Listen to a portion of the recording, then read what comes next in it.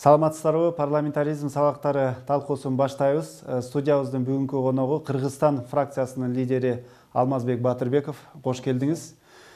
Мына саналуу айлардан кийин 6-чы чакырылыш өзүнүн ишин жыйынтыктайт. Мына жаңы шайлоого даярданып атышат депутаттар. Ушул 5 жыл ичинде сиздин оюңузча парламент кайсыл жагына өнүктү деп ойлойсуз? Өнүгүү болдубу? Эми коомчулукта парламент ичинде өтө тез пикир көп. Анан парламент өнүктү дегенден айтсам кичине туура эмесирээк болуп калат го деген ойду айткым келет. Бирок ошол учурда ичинен депутаттардын деңгээлдери өстү. Кандайдыр бир коомдо терс болуп кеткен пикирлерге оперативдик ыкчам баягы маани берүү, кароо маселеси. Анан эң негизгиси ачык айкындуулук. Мына убакыттан пайдаланып сиздердин кызматыңарга дагы ыраазычылык билгизем. Коронавирустун аркасы менен жаңыда сүйлөшүп отурдук. Ошо жада калса комитеттердин түз берүүлөрү интернеттерге чыгып калды. Бул дагы менин оюмча ошо азыркы парламенттин ишмердүүлүгүнүн алдыга жылгандарынын бир показательдери да, көргөзүчтөрү. Эми сиздер ушу фракция лидерлери, депутаттар парламенттин оң жагын эле көрөсүздөрбү же тескери жактарын да көрөсүздөрбү? Кемчилигин да көрөсүзбү? Жок, кемчилигин көргөн себептен айтып атпайбызбы? Теги биз деле депутат болгонубуз менен бирок коомдун мүчөсүбүз. Коомдо кандайдыр бир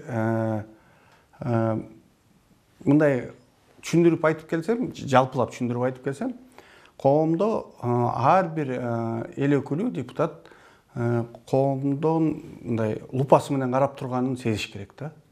Ошол нерсе ар бир жаңылыштык айтылган сөз, ар бир туура эмес чыккан идея коомдо катуу талкуу жаратып калат.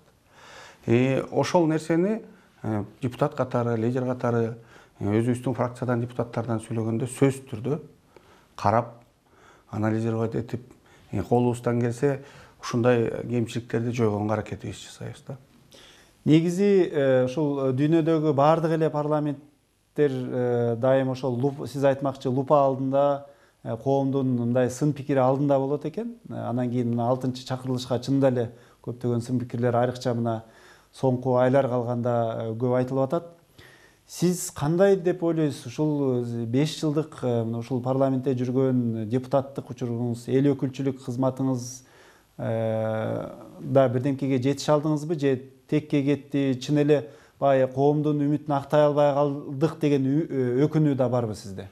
Эми мен жеке өзүмдү айтсам, мен колуман келишинче иштедим. Өкүлчүлүк дагы иштеримди жакшы кылдым. Бирок мен азыр парламент жөнүндө сөз болуп аткандан кийин мен негиздерине токтолуп түшүндүрүп айтсам туурараак болот го деген ойго келип атам. Биринчиден, биз партиялык система менен парламенттик системага баягы юридикалык жактан карасак, өткөнүбүзгө 2-чи чакырылыш болуп атат да, 5-6-чы чакырылыш. Парламенттер тажрыйбасы, тарыхы азыраак болгонунда жакшы, партиянын тарыхы, тажрыйбасы азыраак болгонуна байланыштуу, ошо партия менен келген парламентке мүчөлөр партиялык ичиндеги дисциплина, тарыхы, тартиби деген маселелерге көп маани берилбей калган учурлар көбүрөөк десек болот. Себеби шайлоонун астында команда топтолуп, кичине идеясы туура келип, тил табышып эле парламентке чыгып калды. Ошонун баары тең келип, бүгүнкү күнү парламенттин деңгээлин көргөзгөнгө туура келип калып атат да. Ошол учурда мисалы парламентте азыр бизде коомдо кандай болуп калды? Өзгөчө акыркы убактарда хайп деп коебуз го. Ичинде, парламенттин ичинде да саясий күчтөрдүн тиреши, ар бир кайсы фракцияда, мисалы биздин фракция эмес башка фракциядан кандайдыр бир жаңылыштык кетсе, туура эмес идея чыгып кетсе, бир фракциядан туура эмес идея чыгып кетсе же жаңылыштык кетсе, калган 5 фракциядан сыртта турган күчтөр дагы мындай негатив, жаман көргөзгөнгө кызыктар болуп калышты. Себеби элге, эртең шайлоочуларга чыкканга, мына бул партия жаман иштеди, биз жакшыраак иштедик деген ойду айткысы келип калды. Коомдо сыртта турган, сырттагы күчтөр дагы ошол эле маселени жасаганга аракет кылып атышат. парламентте отырған адамдар, парламентте отырған депутаттар биз жана лупада сыяктуу көрүнгөндөн тышкары азыркы күнү коомдо болуп аткан нерсенин кээ бир нерсесин мындай чын бышыгына жетпей хайп катары эртерээк айтып ийип, ошол учурда айткан сөздү эртеси кайра оңдоп сүйлөп калган фактылар да бар да. Кечээ жакында коллегаларыбызды дагы эки сүйлөйт деген мааниде чыгарып ийишкен учуру ошондон болуп атат да. Анан эми технологиялар өнүгүп атат. Жашоо токтобойт. Бат-баттан өзгөрүп тургандан кийин баягы трендте болуш үчүн деп айтабызбы, азыркы тил менен айтканда, трендте болуш үчүн эң чоң көйгөйдү, эң чоң проблеманы, эң чоң жакшы идеяны биринчилерден алып чыкканга бардык саясий күчтөр аракет кылат.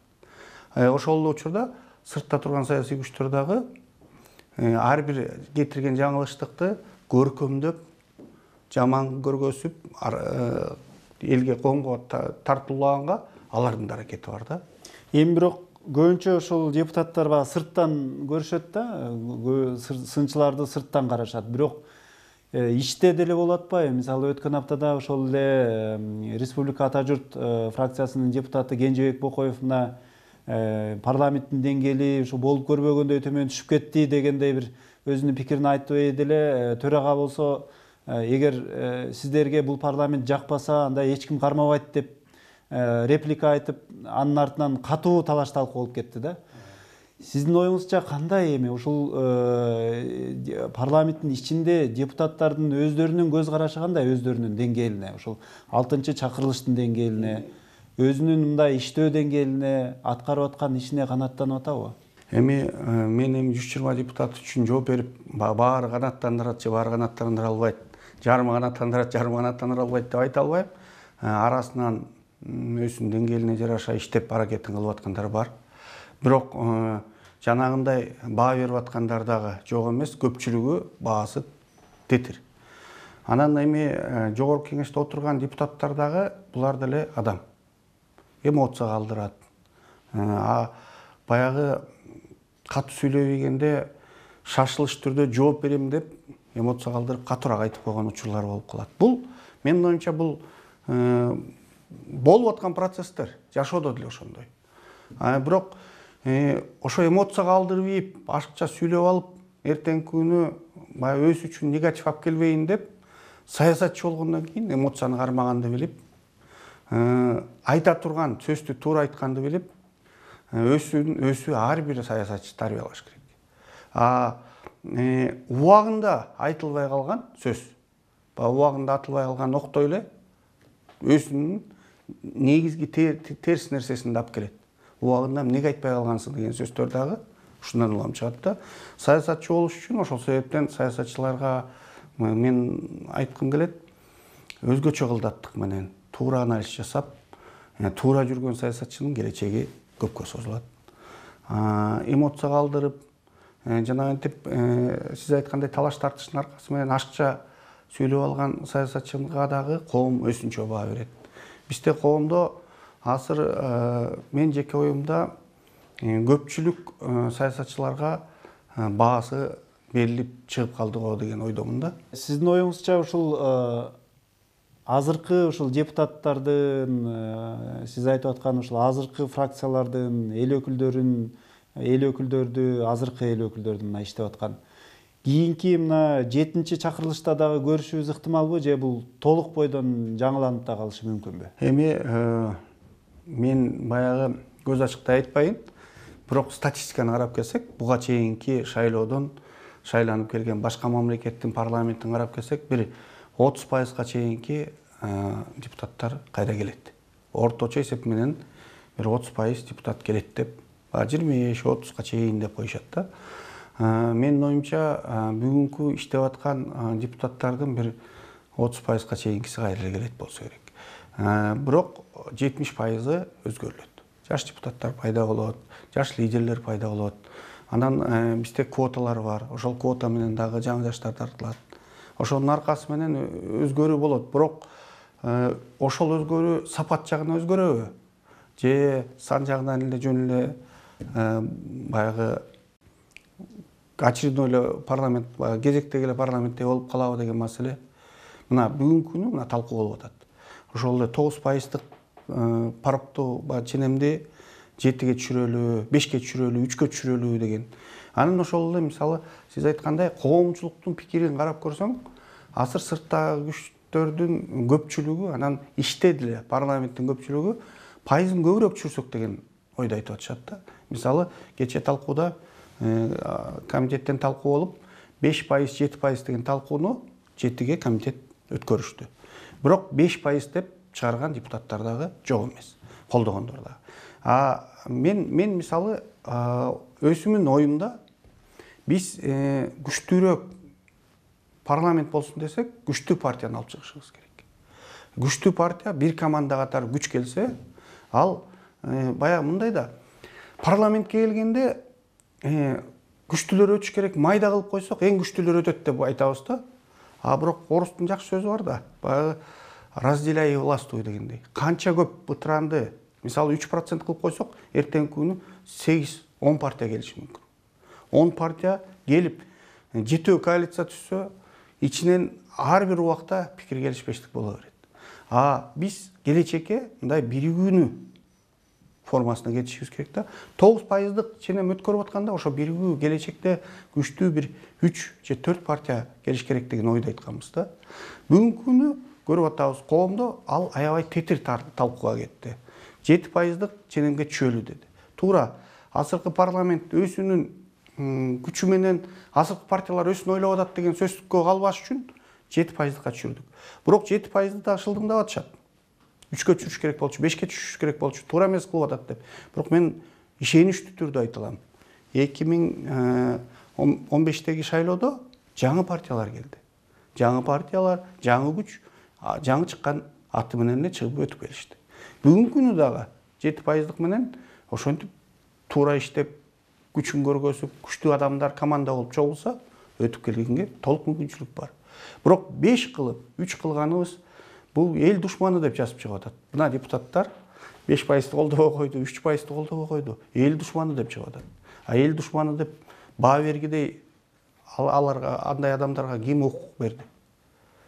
Бирок коомчулукка көркөмдөп чыгарып койсо, чын эле көбү окугандар мындай саясатта аналитикасы кичине түшүнүгү толук болбогондуктан ошо айтылган доводторго чын эле күчтүүлөр чыкмак деген ой менен дагы жаңылыштык менен. Күчтүүлөр чыгып калмакпы деген ой менен дагы чын эле 3% болсо жакшы болмок беле деген ойду айтып коюп атышат да. Сиздин оюңузча мына пайыз боюнча чынында эле талаш талкуулар жакында чекит коюлат окшойт. Кандай болгон сиздерди коом кандай сындабасын, баары бир ошол 7%ды колдоп берет окшойсуздар мындай азыркы маанайга караганда. Бирок мына ошол 7% менен сиздер шайланып келдиңиз да. Айрыкча мына Кыргызстан фракциясы мындайча айтканда конструктивдүү сын айтса дагы конструктивдүү айтып атат. Өкмөткө же башка мындай министрликтерге, мыйзам долбоорлоруна маданияттуу деңгээлде токтоо мамиле кылып келет, талаш талкууларда дагычы. Анан бирок бул парламент деген ушул Кыргызстан фракциясы ээлеген позицияда эмес да. Бул жер тескерисинче ошентип талашып, тартышып, кыйкырып тура турган жер да. Анан сиздер эмнеге мындай ушул 5 жыл бою, мына айрыкча сиз ушундай бир токтоо позицияны ээлеп алдыңыздар? Мен өзүм сөзүмдө да бекер айткан жокмун. Дүйнө жүзүнүн практикасында сөзсүз түрдө эле оппозициянан позицияга деп эмес. Эми 2 партия калып калса эле жок оппозиция болот да. Дүйнө жүзүнүн практикасында центристик партия деген да түшүнүктөр бар да. Центристик позиция деген бул туура эмес болуп аткан ишти туура эмес болуп атат деп туура жагын көргөзө билиш керек. Туура эмес болуп атат деп эле критикалай берип, же туура жагын сунуштабаган бул жөн эле баягы сөз түрүндөгү мындайча айтканда кандай десем, сунушу жок, жөн эле сөз түрүндөгү эле кыргызчада сөзүн таппай калып атпаймынбы? Баягы айтылган эле жөн эле сөз болот да, критика, жөн эле критика болот. Демагогия. Сындоо эң оңой. Кыргыздын ата бабадан келаткан ташка тамга баскан макалдары бар. Бат бассаң тас каксың, жай бассаң ак саксың. Ансагандай бат баскан адамды сен тас кактаба деп айтып коюш бир сөз, бирок бат басып баратасың, кичине жайыраак бассаң деле үлгүрөсүң бараткан жагыңа деп айткан экинчи сөз да. Мен айтайын дегеним, биздин партиянын позициясы ошо центристик болуп, Биз өлкөнү оңой турган күч болсо, ошол күчкө кокус биз оппозицияда калсак дагы, бүгүнкү күнү оппозицияда калган жокпуз. Бирок оппозицияда калсак дагы туура эмес нерсени туура эмес, бирок монтип оңдосо болот деген ой менен гана чыгабыз деген ой менен чыкканбыз. Бүгүнкү күнү центристик позицияны кармап келатабыз. Эми ошол позицияда туруп алып, кандайдыр бир мамлекеттин өнүгүшүнө бир барандуу салым кошо алдыңыздарбы? Мына жөнөкөй гана мисал айтайын да. Мына парламентте ушу буудайдын жана кошумча нарк салыгын НДСти алып аткан кезде ошо оппозициялык күчтөгү депутаттарыбыз 600 миллион сомдон ашык жоготуу болуп атат. НДСти киргизишибиз керек, буудайдан бекер алып салыңар деп көтөрүп чыгышты. Биз ошол кезде айтып турдук. НДСти алып салган болуңуз туура. Жоготуу 600 миң НДС деген жоготуу менен канча жумушчу орун, канча кошумча салыктардан жоготуп атабыз деп ортодо позициябызды айттык. Бирок туура коомчулук ошол кезде өкмөт кошумча нарк салыгын НДСти киргизели деди. Киргиздик. 2 жыл иштеди. Бүгүнкү күнү жада калса Чаткалда, Алайда, Ат башта казактын унун жеп калдык. Канча деген өндүрүштөрүбүздү өлтүрдүк. Салык 600 миллион салык түшөт деп атканда 800 миллионго чукул салык жоготтук. Мына кайра көтөрүп чыктык ушул маселени. Ошо оппозицияда кыйкырган депутаттардын 1,5 жоопкерчилик айттыбы? Биз морально жоопкерчилигибиз бар деп айттыбы? Ошол эле мыйзамды алып чыктык. Мына ЭЭКтин комиссиясында бул туура эмес келет экен деп атат. Бүгүнкү күнү коомдо НДС ошол кошумча нарк салыкты парламенттен өткөрүп, бирок президенттин возражениясы менен кайра келди. Себеби биз мүчө болгон ЭЭКте бул нерсе туура эмес экен деген менен кайра келди. Туура эмес, ЭЭКке киргенде деле ошол иштеп атканда. Иштетип калтырсак болот беле? Болмок. Эми сиз дагы деле талаш талкуулап аткан нерсени айтып атасыз да, бирок ушул мына моундай баланча ишти жасады элек, ушунун артынан мына Кыргызстан бир пайда көрдү, Кыргыз эли пайда көрдү деген мен ошону айтып атпаймынбы? Ошо ундукун айтып атам. Мына мен сиз айткандан 600 миллион пайда табабыз деп атып, 600 эмес артка кеттик. Бүгүнкү күнү 800 миллион жоготу. 800 миллион баягы социалдык нерселерди айтпаганда эмес, салык жагынан эле. Бирок ушул нерсени кайра ордуна алып келиш кыйын болуп калды деген нерсени айтып атпайм. Бүгүнкү күнү аракет кылып киргизебиз десек да киргизе албаган нерсеге келип калдык. Мындай нерселерден биринчирин болуп атат да. Ушундай нерседен биз жөн эле баягы элге жагат деген сөз менен эмес, мамлекетке кандай пайдасы болот деген сөз менен кетишибиз керек да. Ошол нерсени айтып атам. Ошондой кадамдарыңыздар, чечимдериңиздер болдубу ошо мамлекетке пайда келтирген? Мен сизге ошо пример катары жанагы чечимди айтып атпаймынбы? Мына сиз айткандай... Жок, сиз аны болбой калганын айтып атпайсызбы? Зыян келген нерсени айтып атасыз. Жок, зыян келди. Бүгүн алып чыгып кайра президенттин ветосу менен ЭЭКтин комиссиянын немесине туура келбей калат экен деген менен келип атат да кайратка. Эгер киргизип ошол бойдон калтырганда 2 жылдын ичинде жок дегенде 1 миллиард 600 миллион сом түшмөк экен деген сөздү айтып атам. Ошону жоготтук. Ушул 5-чакырылыш бүтүп, мына 6-чакырылыштагы депутаттар келгенде, мына байманаптар келатат, олигархтар, бизнесмендер келатат, булар өздөрүнүн эле бизнесин коргогону келатат деп айтышты эле. Кандай болду ушул сиздердин фракциянын мисалында ошол бизнесиңиздерди коргоп, же болбосо ошондой өзүңүздөрдүн мындай жеке кызыкчылыктарды коргогон учурлар байкалдыбы? Мына негизи бизнесмендер бизнесин коргойт дегенде, эгер өндүрүш болсо, жергиликтүү өндүрүш болсо, ошол өндүрүшкө мындай условиясын түзүп бере турган болсо, жакшы мыйзамдарды кабыл ала турган болсо, жергиликтүү өндүрүш өнүксө, экономика кошумча салыктар түшсө, жумушчу орундар ачылса, жаманбы?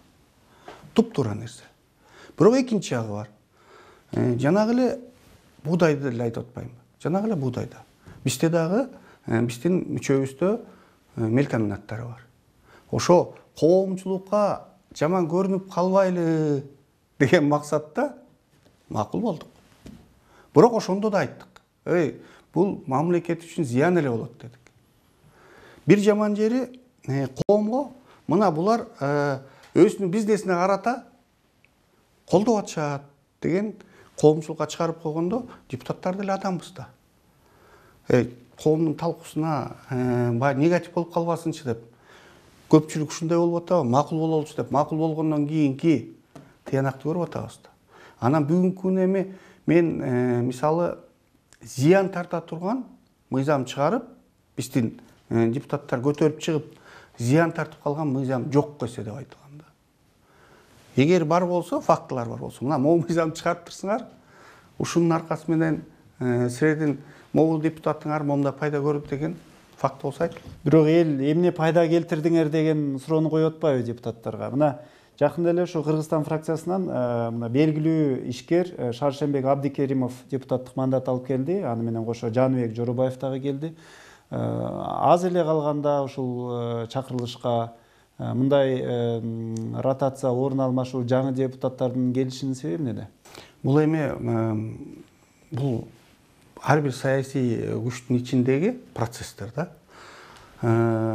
Биз команда болгондон кийин өзүбүздүн ичибиздеги депутаттардын ичинде мисалы кеткен депутат жөнүндө айтсак, Эргешев Алмазбек Манасбекович орун бошотуп берген.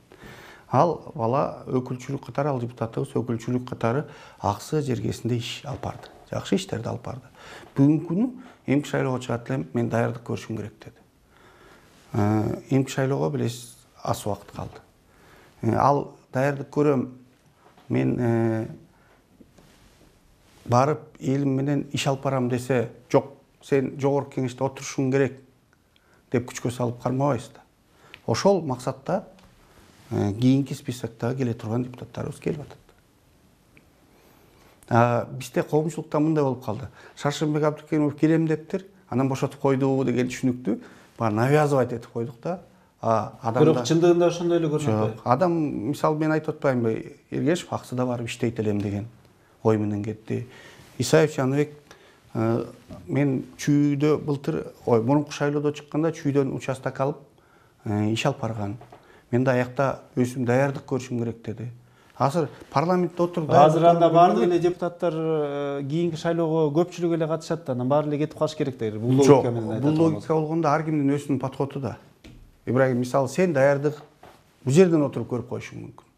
Сенин жанында башка бирөө, жок, мен барып штабтарды ачышым керек, ар бир айлды кыдырышым керек деп, ар кимдин подходу ар кайсындай. Кыргызстан фракциясы, партиясы кийинки шайлоого барарын мындай алдын ала билебиз.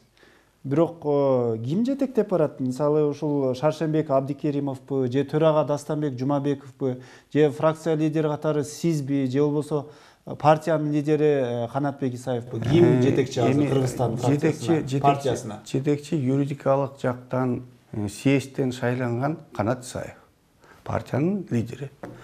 Партиянын лидери катары Канат Исаев жетектеп барат. Сиз айткан Жумабековду, Абдикеримовду мен дагы партиянын мүчөсү катары чогуу иш алып барабыз. Биз жетектейт десе, бирөө жетектейт, калгандары сыртта чыгып калат деген түшүнүк болбош керек да. Биз бир команда катары чогуу иш алып барабыз. Ким каржылайт? Каржылоо ар бир мүчөсүнө жараша болот. Ар бирибиздин участогубузду өзүбүз каржылайбыз. Ортого каржыны да чыгарабыз. Жалпы партиянын өзү маңызы ошондо. Маегиңизге рахмат. Парламентаризм сабактары талкуусу ушуну менен соңуна чыкты. Студиябыздын коногу Кыргызстан фракциясынын лидери Алмазбек Батырбеков болду. Саламатта калыңыздар. Парламент өзүнүн ордун көрсөтө алды. Сүйлөсө популист дейсиздер. Ал сөздөргө мен кошулбайм. Конституцияны такыр өзгөртүүгө барбаш керек.